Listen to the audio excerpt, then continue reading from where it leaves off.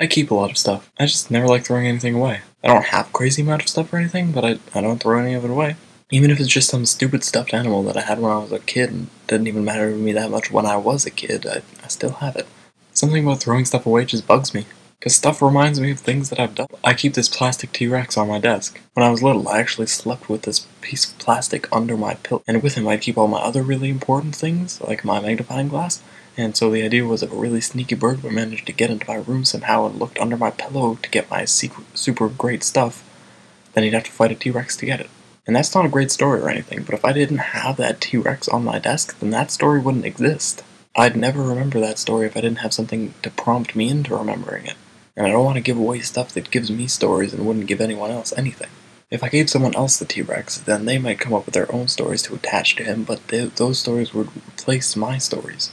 The thing is that you're not just constantly going through all the stories you know. They're kind of at the back of your mind waiting for something to come along and drag them to the front. It seems like pretty much everything I've ever owned can drag out a different story. Each thing has a different memory attached to it. And I don't want to lose my memories. Sure, they're not all great stories, but I don't want to completely forget any of them. It's weird to think about, but stuff doesn't really happen if no one remembers it.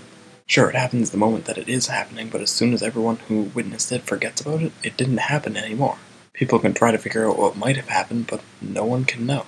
It's scary, though, to think that at some point everything that I've ever done will become nothing. Like at some point in history, I will cease to have existed. That might seem like a long way off, but really, I don't know anything more about my great-grandparents than their names. Sure, there might be people who are trying to keep track of all the names and who everyone is and what everyone does, but in a couple hundred years, this entire year will probably only get a single paragraph in a history textbook, if even that.